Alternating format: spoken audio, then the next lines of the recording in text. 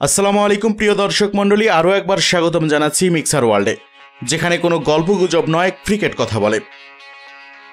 মূল আলোচনায় যাওয়ার আগে এই তথ্যবহুল ভিডিওটি আপনাদের সবাইকে শেষ পর্যন্ত দেখার জন্য অনুরোধ করছি।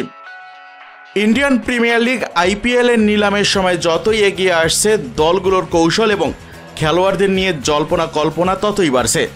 এমন পরিস্থিতিতে বাংলাদেশি তারকা অলরাউন্ডার সাকিব আল হাসানকে নিয়ে একটি বিশেষ পোস্ট করে আলোচনাকে উস্কে দিয়েছে তার প্রাক্তন দল কলকাতা নাইট রাইডার্স। এই পোস্টকে অনেকেই আসন্ন নিলামে সাকিব আল হাসানকে দলে ফেরানোর বার্তা হিসেবে দেখছেন।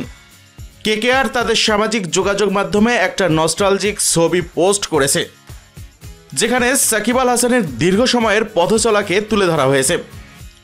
সেই পোস্টে সাকিব আল হাসানের দুটি ভিন্ন সময়ের জার্সি পরিহিত ছবি পাশাপাশি রাখা হয়েছে, যেখানে একটি ছবিতে সাকিব আল হাসানকে পাইলট আখ্যা দিয়ে তারা তার বাম দিকে লিখেছে পাইলট এপিসোড 2011, আর ডান দিকের ছবিতে লেখা রয়েছে ফিনালে এপিসোড 2021।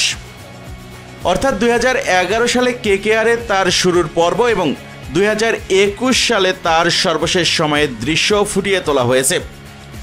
এই ছবিটির সাথে কেকেআর ক্যাপশনে লিখেছে our Knights in purple and gold equal pure box office, অর্থাৎ পার্পল এবং গোল্ডে আমাদের নাইটস মানেই পিওর বক্স অফিস।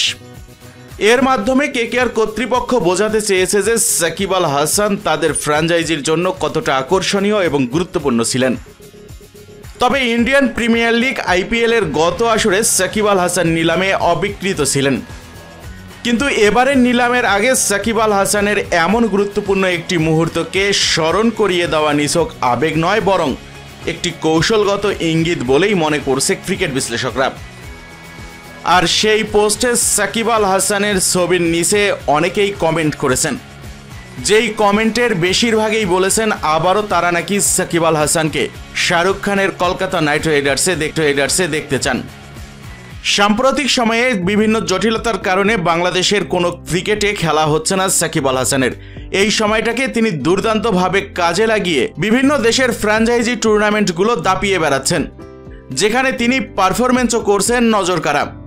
যেহেতু বাংলাদেশি ক্রিকেটারদের দলে ফেরালে এনওসি নিয়ে একটি জটিলতা বরাবরই দেখে আসছি।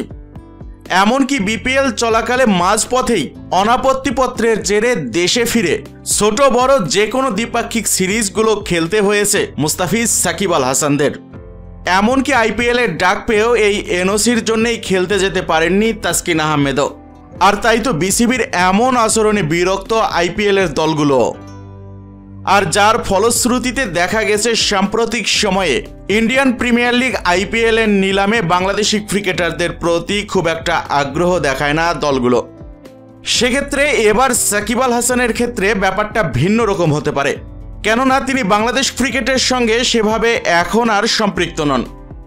সুতরাং বাংলাদেশের বিশাল ফ্যানবেজের কথা মাথায় রেখে হলেও সাকিব আল হাসানকে আবারও দলে ফেরাতে পারে শাহরুখরা। 2011 সাল থেকে শুরু করে বহু বছর কলকাতা নাইট রাইডার্সের হয়ে মাঠ মাতিয়েছেন সাকিব আল হাসান। এমনকি তিনি এই দলের হয়ে 2012 এবং 2014 সালে দুইবার আইপিএল শিরোপা জয়ের অন্যতম কারিগর ছিলেন।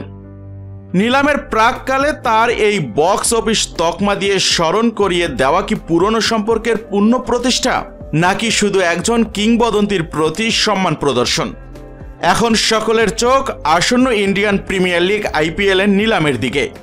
কেকেআর কি সত্যিই তাদের পিওর বক্স অফিস তারকাকে দলে ফেরাতে মরিয়া হয়ে উঠবে, নাকি এই পোস্ট শুধুই সাকিবের দীর্ঘ কেকেআর অধ্যায়কে স্মরণ করে একটি নস্টালজিক বার্তা?